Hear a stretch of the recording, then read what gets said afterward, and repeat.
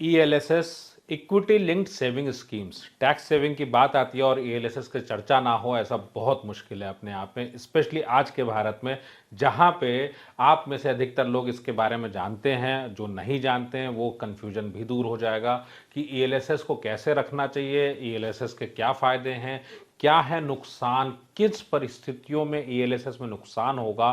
सो इस बात को ध्यान में रखते हुए इस वीडियो को बना रहा हूँ।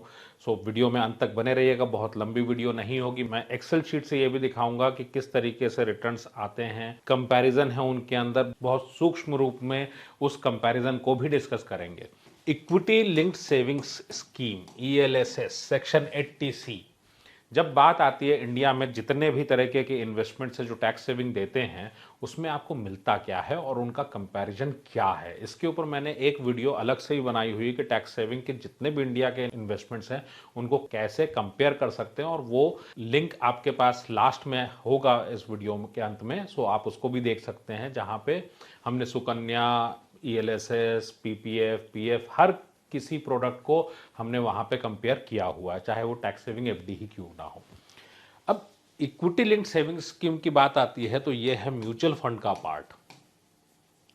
याद रखिएगा आजकल म्यूचुअल फंड के तरह इंश्योरेंस वाले भी अलग अलग एनएफओ लाते हैं। सो जब टैक्स सेविंग की बात करें या इन्वेस्टमेंट की बात करें, इन्वेस्टमेंट इंश्योरेंस के अंदर संभव नहीं है क्योंकि इंश्योरेंस वाले आपको हमेशा पैसा काट के और हेवी चार्जेस के साथ नुकसान करके ही देते हैं। सो जब म्यूचुअल फंड की बात करते हैं तो इसके क्या फीचर होते हैं। म्यूचुअल फंड में आपने पैसा लगाया, बेसिकली ये इक्विटी शेयर्स में ये पैसा लगता है ईएलएसएस का।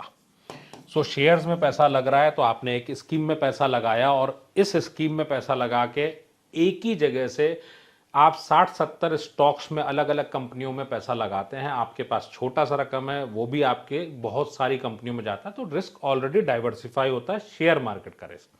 अब दूसरा पॉइंट क्या आता है, आप जब टैक्स सेविंग की बात करते हैं तो टैक्स सेविंग में जितने भी प्रोडक्ट्स इंडिया में हैं उन सभी में 5 इयर्स का आपको लॉक इन मिलता है मैंडेटरीली। 5 साल के लिए पैसा आपको लॉक्ड इन रखना पड़ता है। ईएलएसएस आपको मिलता है 3 इयर्स के लॉक इन के साथ, आप 3 साल बाद पैसा विड्रॉ कर सकते हैं ईएलएसएस का। सो ईएलएसएस में जो रिटर्न आता है, औसतन रिटर्न आज की डेट में अगर देखेंगे तो लगभग 20% का रिटर्न है। अगर आप लास्ट 5 इयर्स का कंपैरिजन करेंगे, जिस वक्त मैं ये वीडियो बना रहा हूं उस टाइम पे लास्ट 5 इयर्स में एवरेज रिटर्न जो है वो 20% का दिया है, लेकिन आपको कितना मिलेगा ये नहीं पता।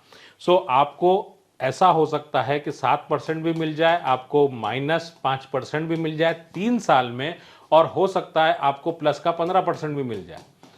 इसके अंदर जो रिस्क है उसको कैसे मैनेज करना है। सो मैनेज करने के फॉर्म में आपके लिए सबसे इंपॉर्टेंट पार्ट ये आ जाता है टाइम। जब आपके पास कोई भी इन्वेस्टमेंट की बात कर दूं, 5 साल के लिए लॉक इन होता है हर एक प्रोडक्ट में टैक्स सेविंग के लिए, तो आप इसमें भी अगर 5 इयर्स के लिए रखें तो आपका रिस्क काफ़ी हद तक कम हो जाता है। या एक बात आप मान लें अगर हमारी, क्योंकि ये आपको सबसे ज़्यादा रिटर्न देता है इंडिया के सारे इन्वेस्टमेंट्स में से। सो आप क्या कर सकते हैं, अगर मान लीजिए कि मार्केट नीचे है या आपकी वैल्यूएशन आपको लग रहा है उतनी अच्छी नहीं है, तो सिंपली आप वेट कर लीजिए 3 साल के बाद, और जब भी मार्केट ऊपर आ रही उस वक्त पैसा निकालें। क्यों? क्योंकि वेल्थ बनानी है तो मार्केट से ही आएगी। बाकी जितने भी प्रोडक्ट्स हैं लगभग सभी के सभी प्रोडक्ट्स आपको 7% की महंगाई है उससे कम रिटर्न देते हैं। पीएफ बहुत कम रिटर्न आपको देता है वेल्थ क्रिएशन में। सो ओवरऑल अगर देखें, अगर आपको लगता है कि आपकी सेविंग्स और उसी से आप अमीर बनेंगे उसको इन्वेस्ट करके, देन आपको इन्फ्लेशन से ज़्यादा रिटर्न बनाना पड़ेगा।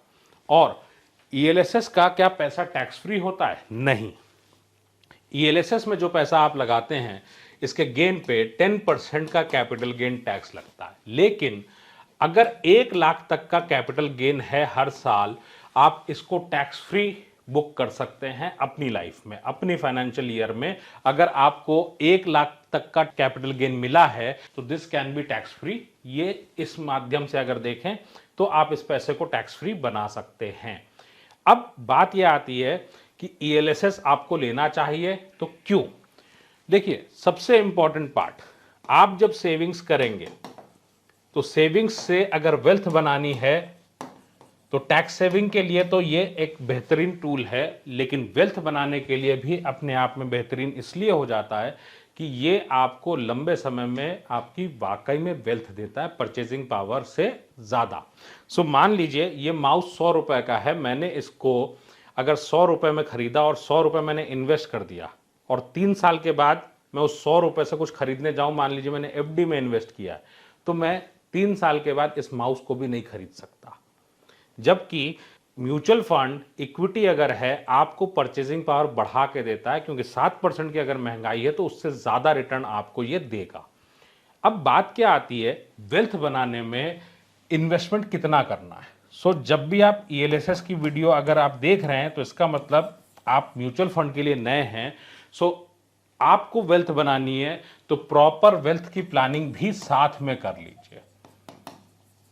सो टैक्स सेविंग के एंगल से अगर देखें तो ईएलएसएस ले लीजिए। अगर मैं वेल्थ की बात करूं तो आपको मैं एक्सेल पे दिखाता हूं। ये कुछ टैक्स सेविंग स्कीम्स हैं हमारे पास, इनको आपको डायरेक्ट प्लान में ही लेना चाहिए, विदाउट ब्रोकर। किसी भी बैंक को यूज नहीं करना है, किसी भी एजेंट को यूज नहीं करना है, ब्रोकर की बजाय डायरेक्टली कंपनी से लेना है, ताकि 1% ईयरली ज्यादा मिले और जो ब्रोकरेज होती है वो आप ही के में ऐड हो जाए। सो आप अगर 3 सालों का रिटर्न देखें तो यहाँ पे भी ठीक रिटर्न है अपने आप में, 15% से लेके 25% तक के रिटर्न है। 5 इयर्स का अगर देखें तो आपके सामने 18% से लेके 34% तक के रिटर्न्स हैं अलग अलग कंपनीज में। ये ज़रूरी नहीं है कि सेम रिटर्न आपको आगे भी मिलेगा, बट अगर 10 इयर्स की भी मैं बात करूं तो 10 इयर्स में भी औसतन आप देखेंगे तो लगभग 18-19% का रिटर्न है। अब जब वेल्थ प्लानिंग की बात हो रही तो आपके लिए सबसे ज़्यादा इंपॉर्टेंट पार्ट क्या है? वेल्थ प्लानिंग के लिए प्रॉपर इन्वेस्टमेंट। आपने कोई बेहतरीन इन्वेस्टमेंट है, उसमें आपने अपने पैसे का मात्र 10% लगाया तो कितना बढ़ेगा? बहुत ज़्यादा नहीं बढ़ेगा। लेकिन अगर मान लीजिए आपके पास 100 रुपए हैं, आपने टोटल में 10 रुपए लगाए, क्योंकि रिस्क है, चलो इस 10 रुपए पे मुझे रिटर्न बढ़ के मिल जाए, बाकी का 90 रुपए हमारा सेफ में हो। सो इस 10 पे अगर ज़्यादा मिल भी गया, मान लीजिए 15% का रिटर्न आया और यहाँ पे अगर 6% का आया, दोनों मिला के 7 से लेस ही आएगा, ये बात तय है। सो इसका मतलब आपके जीवन में वेल्थ नहीं बननी। अगर आपको वेल्थ बनानी है तो आपको पता होना चाहिए आपकी जिम्मेदारियां क्या हैं। आपको बच्चों की एजुकेशन करानी है, आपको बच्चों को सेटल कराना, उनकी मैरिज होनी है, आपका रिटायरमेंट, ये सारी चीजें होंगी आपकी सेविंग से, और जब पैसा बढ़े, ना कि year on year loss. Links description में है। अपनी वेल्थ प्लानिंग के लिए, अपनी फाइनेंशियल फ्रीडम के लिए स्टार्ट लर्निंग इमीडिएटली।